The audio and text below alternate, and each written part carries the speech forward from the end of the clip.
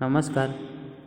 અગાઉ આપણે જે ટૉપિક શીખી ગયા એ ટૉપિકના પ્રશ્નોની જ આજે આપણે વાત કરવાની છે કે અભ્યાસ કરવાનો છે.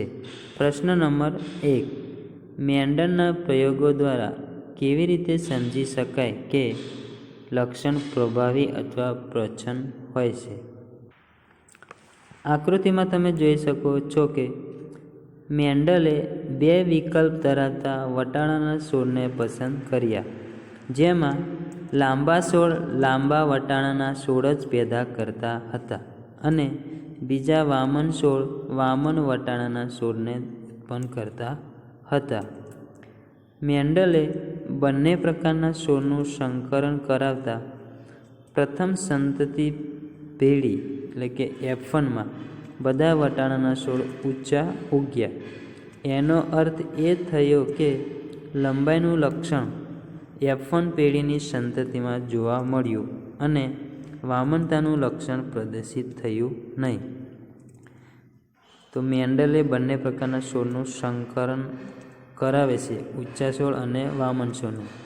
ત્યારે પ્રથમ પેઢીની અંદર બધી સંતતિ આપણને ઊંચી જોવા મળે છે, એટલે આપણને પિતૃલક્ષણ એટલું જ જોવા મળે છે, માતૃલક્ષણ જોવા મળતું નથી. જ્યારે મેન્ડલે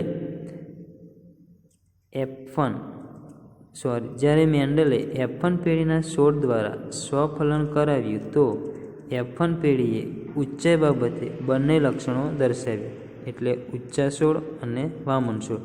તો F1 પેઢીની અંદર આપણને બધી સંતતિ ઊંચી મળી હતી અને જે ઊંચી સંતતિ મળે છે એમના વચ્ચે સ્વફલન આપણે કરાવીએ છીએ. ત્યારે તમે જોઈ શકો છો કે F2 એટલે કે બીજી પેઢીની અંદર આપણને 75% ઊંચા છોડ અને 25% વામન છોડ મળે છે. આમ 75% સંખ્યા ધરાવતા છોડ પ્રભાવી અને 25% સંખ્યા ધરાવતા છોડ પ્રત્યક્ષ હોય છે. તો 75% સંખ્યા ધરાવતા છોડ કેવા છે? પ્રભાવી, અને 25% સંખ્યા ધરાવતા છોડ પ્રત્યક્ષ હોય છે. તો 75% આપણને ઊંચા છોડ મળે છે અને 25% આપણને વામન છોડ મળે છે F2 પેઢીની અંદર. તો આ પ્રશ્નને તમે આ રીતે સમજી શકો છો. પ્રશ્ન નંબર 2. મેન્ડલના પ્રયોગો દ્વારા કેવી રીતે સમજી શકાય કે વિવિધ લક્ષણો સ્વતંત્ર રીતથી આનુવંશિક હોય છે? બીજા પ્રશ્નનો ઉત્તર આપણે જોઈએ. વટાણાના 2 અલગ અલગ લક્ષણોવાળા છોડ, જેવા કે ગોળાકાર બીજ ધરાવતા ઊંચા છોડ અને ખરબચડા બીજ ધરાવતા નીચા છોડ પસંદ કરી તેમની વચ્ચે સંકરણ કરાવતા.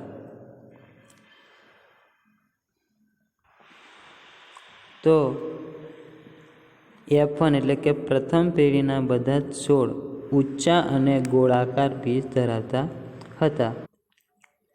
હવે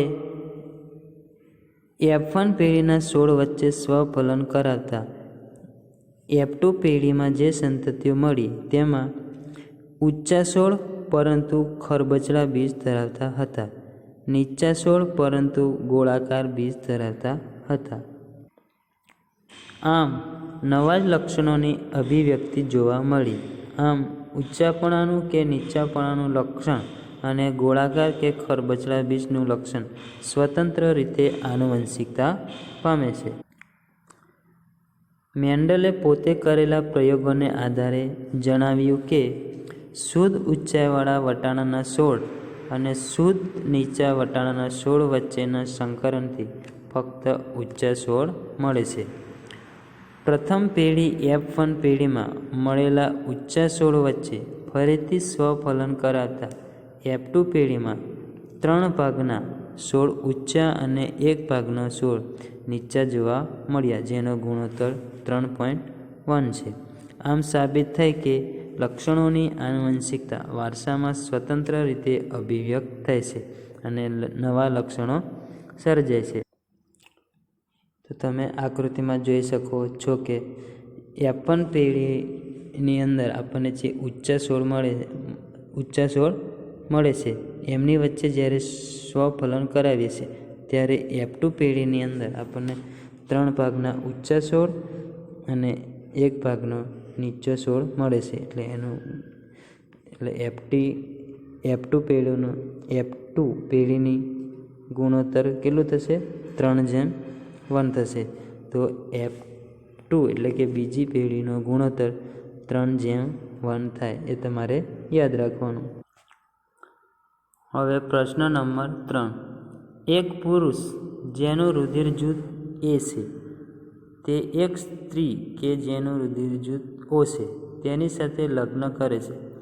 તેમની પુત્રીનું રુધિર જૂથ O છે. શું આ વિધાન પર્યાપ્ત છે કે જો તમને કહેવામાં આવે કે કયા વિકલ્પ રુધિર જૂથ A અથવા O ના પ્રભાવી લક્ષણ માટે છે? તમારા જવાબનું સ્પષ્ટીકરણ આપો. જવાબમાં આવશે ના. બાળકના લિંગ નિશ્ચયનો આધાર તેમના રંગસૂત્ર પર રહે છે. માતાનું રુધિર જૂથ O હોવાથી પુત્રીનું રુધિર જૂથ O મળે છે. પુત્ર હોય તો રુધિર જૂથ A હોઈ શકે. આવા લક્ષણો પ્રભાવી લક્ષણો છે. આ મુજબ તમે ઉત્તર લખી શકો છો. ચોથો પ્રશ્ન છે, માનવના બાળકનું લિંગ નિશ્ચયન કેવી રીતે થાય છે? તો અગાઉ પણ આપણે જોઈ ગયા. તો માનવના બાળકનું લિંગ નિશ્ચયન કેવી રીતે થાય છે? બાળકને પોતાના પિતા તરફથી X રંગસૂત્ર આનુવંશિકતા દ્રષ્ટિએ પ્રાપ્ત થશે તો છોકરી, અને જો Y રંગસૂત્ર પ્રાપ્ત થાય તો છોકરો બને છે.